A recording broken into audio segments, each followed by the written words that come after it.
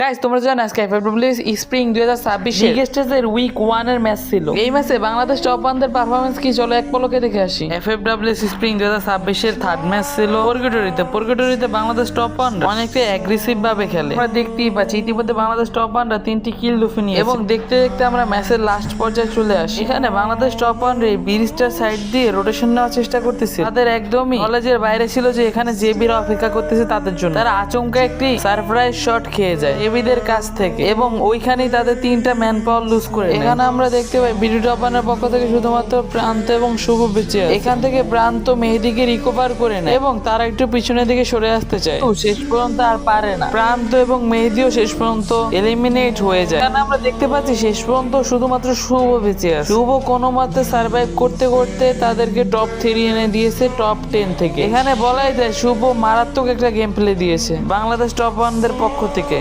Match number 4 এ আমরা দেখতে পাই সম্পূর্ণ লুট টুট ছেড়ে তারপর ফাইট ইনিশিয়েট হয়। এখানে আমরা দেখতেই পাচ্ছি যে বিডি টপ 1 রা এখানে হোল্ড করতেছে কারণ তাদের সামনে দুইটা টিম ফাইট নিচ্ছে। তারা কিন্তু চাইলে এখান থেকে থার্ড পার্টি করতে পারতো, কিন্তু তারা এটা চায় জানে নিচের দিকে আরো একটি টিম তাদের জন্য অপেক্ষা করতেছে এবং তারা থার্ড পার্টির সুযোগ নিলে তাদের আর্লি এলিমিনেট হওয়ার একটি চান্স রয়েছে। তাই তারা এখান থেকে ফাইট ব্যাক না দিয়ে নিজেদেরকে আস্তে আস্তে সরিয়ে নিতে থাকে এবং শেষ পর্যন্ত তারা এই ব্রিজের কর্নারে এসে একটি টিমের সাথে ফাইট ইনিশিয়েট হয়। এখান থেকে তারা কিছুটা কিল লুফে নিলেও তারা শুভকে হারায়। শুভকে হারানোর পরে তাদের জোন ফেভারে না থাকায় তারা জোনের দিকে রোটেশন নিতে থাকে, কিন্তু এর মধ্যেই তাদের সাথে রিফ্লেক্স ইউনাইটেড দের সাথে দেখা হয়েছে। রিফ্লেক্স ইউনাইটেডরা বাংলাদেশ টপ 1 দের ফাইট ব্যাক দিতে থাকে। বাংলাদেশ টপ 1 ও রিফ্লেক্স ইউনাইটেড দের ফাইট ব্যাক দিতে থাকে। তো এখান থেকে আমরা দেখতে পাই বাংলাদেশ টপ 1 রা অনেকটা প্রেসারে পড়ে গিয়েছে। এই প্রেসার তারা কন্ট্রোল না করতে পারলে তাদেরকে এখানে এলিমিনেট হতে হবে। এর কিছুক্ষণ পরে দেখতে পাই আমরা বাংলাদেশ টপ 1 এর পক্ষ থেকে শুধুমাত্র মেহেদী বেঁচে আছে। তার মানে বাংলাদেশ টপ 1 এবং প্রান্ত